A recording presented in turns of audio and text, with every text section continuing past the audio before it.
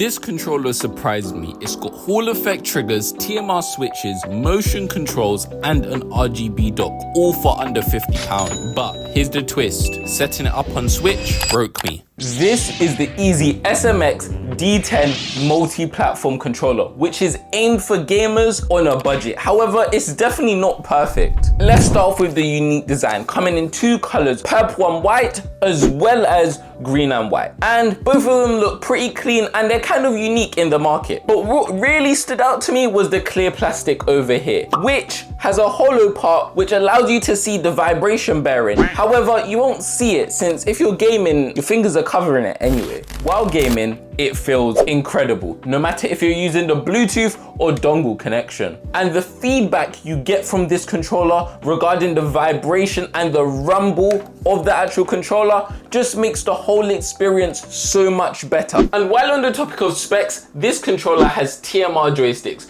meaning it significantly reduces the likelihood of drift happening on your joysticks after long-term use. And there's even protection on the triggers as well, which increases the long-term and overall durability of the controller. But while we're at the back, that's what she said.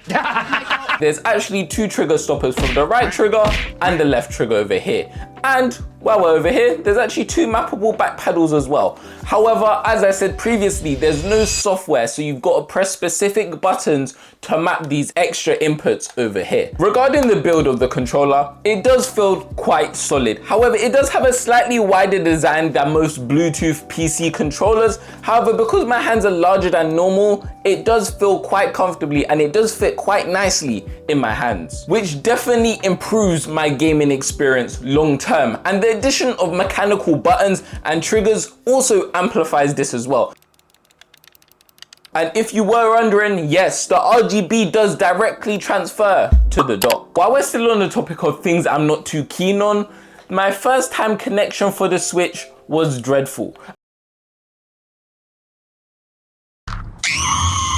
I was trying to pair this controller to the Switch for over 30 minutes. I was reading the instructions, I was pressing all the correct buttons, and the Switch just couldn't identify this as a controller that was pairable. After 30 minutes of trial and error, it finally worked. However, it's just kind of left a bad taste in my mouth. But all other connection methods were clean and seamless, and this is honestly the only major issue I've had with this controller. The battery life is solid and can easily give me 7+ hours of gaming. And even when the controller is just about to die, it still maintains a strong connection and doesn't start disconnecting and reconnecting. And for this price, this amount of battery life is generally pretty fair, and I'm actually pretty happy with this level. However, it typically never gets to this, since I just pop it on the dock after every gaming session. And the dock does look pretty decent as well, so it is a nice touch, it's some nice form of storage. But now, let's say if you're comparing this controller to a controller much more well-known, the 8-bit Ultimate 2,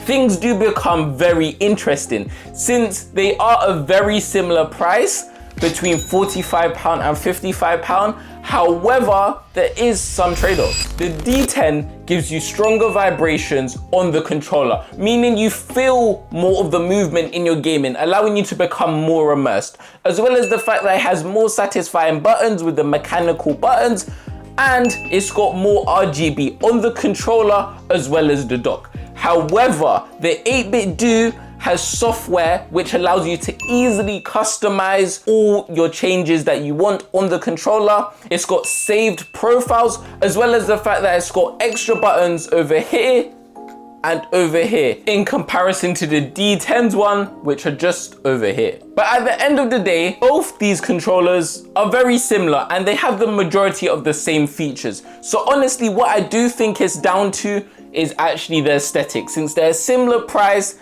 However, the major difference is how they look. If you want a clean and sleeker design, you can go for the 8-bit Do. However, if you're looking for something that looks a bit more futuristic, a bit louder, you would probably go for this one. In my opinion, these are the winners today. However, at the end of the day, they're so similar, it doesn't really matter. But anyway, it's been your boy Mr. K. Like, subscribe, support the channel, and I'll check you out in the next one.